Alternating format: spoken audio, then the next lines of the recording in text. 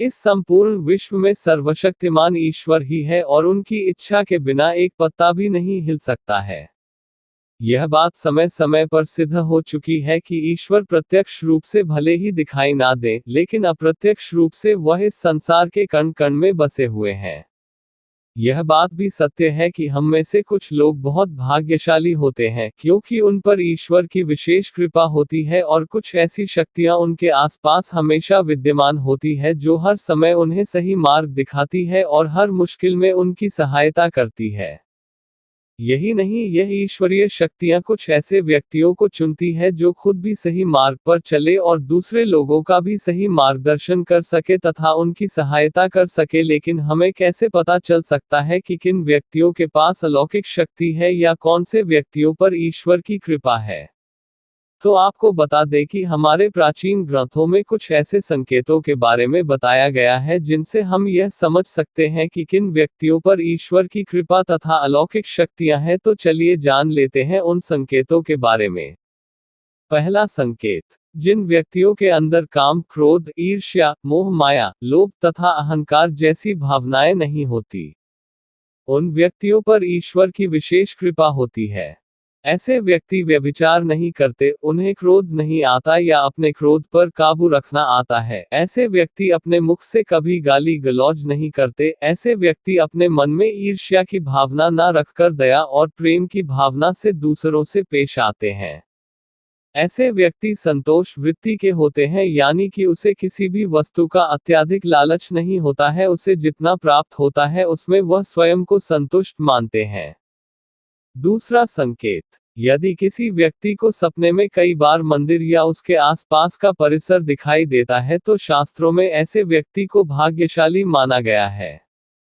जिन व्यक्तियों को अपने सपने में ईश्वर का बार बार साक्षात्कार होता है, उन्हीं व्यक्तियों के साथ ईश्वरीय शक्तियां जुड़ी होती है। भगवान ऐसे व्यक्तियों को कुछ विशिष्ट संकेत भी दे सकते हैं जिनसे वह व्यक्ति समझ सकता है कि अलौकिक शक्तियां हर कदम पर उसके साथ हैं। तीसरा संकेत, जो व्यक्ति अपने दैनिक कार्य से बचा हुआ समय ईश्वर की भक्ति, आराधना और नामस्मरण में व्यतीत करता है और ईश्वर को सत्य मानते हुए उनकी अनुभूति करने में समर्थ होता है, वास्तव में उस व्यक्ति के आसपास एक ईश्वरीय शक्तियों का पवित्र घेरा होता है, जिसके कारण उसे ईश्वर का आभास होता रहता है। चौथा संकेत, जो व्यक्ति समाज के प्रति अपना दायित्व समझते हुए सद्कार्य और पुण्य के काम करते हैं तथा मुसीबत में फंसे लोगों व गरीब और लाचार व्यक्तियों की यथासंभव सहायता करते हैं। आपदा और विपदा के समय मनुष्य तथा पशु पक्षियों की हर तरह से सहायता करते हैं तथा वृद्ध, असहाय और अपंग लोगों की समर्पित भाव से सेवा करना अपना कर्तव्य समझते हैं। ऐसे व्यक्ति वास्तव में समाज के लिए उदाहरण सिद्ध होते हैं। लेकिन आपको यह बता दें कि हर कोई व्यक्ति यह काम नहीं करता है। यह काम केवल वही व्यक्ति करते हैं जिस व्यक्ति के ऊपर भगवान की विशेष कृपा होती है, तभी उस व्यक्ति के अंदर ही ऐसे गुण उत्पन्न होते हैं। ऐसे व्यक्ति अंत में मोक्ष प्राप्त कर लेते हैं। पांचवां संकेत, ईश्वरीय कृपा प्राप्त व्यक्तियों में एक अनोखी शक्ति भी होती है और वह शक्ति है पूर्वाभास। पूर्वाभास यानी कि भविष्य में होने वाली कुछ विशेष घटनाओं का पहले ही आभास हो जाना। अगर आपको भी भविष्य में होने वाली कोई दुर्घटना या कोई अच्छी घटना के बारे में पहले ही अंदाजा लग जाता है, तो आपके ऊपर भगवान की विशेष कृपा है। छठवां संकेत, कुछ लोगों को हमेशा अपने आसपास एक विशिष्ट प्रकार की सुगंध का अनुभव होता है। हमेशा सुगंधित फूल, अगरबत्ती, धूप या कपूर जैसे पवित्र सुगंध का झोंका सा हवा में तैरता हुआ महसूस होता है, तो यह उसके आसपास ईश्वर की उपस्थिति का संकेत तथा देवी देवताओं का आशीर्वाद होता है। सातवां संकेत, ईश्वर का समय यानी कि ब्रह्म मुहूर्त सुबह से 3 से लेकर से 5 या 6 बजे तक का समय होता है। हमारे शास्त्र में इस समय को बहुत ही महत्वपूर्ण माना जाता है। ब्रह्म मुहूर्त को देवताओं का समय माना गया है क्योंकि इस समय के वातावरण में एक सकारात्मक ऊर्जा का संचार होता है।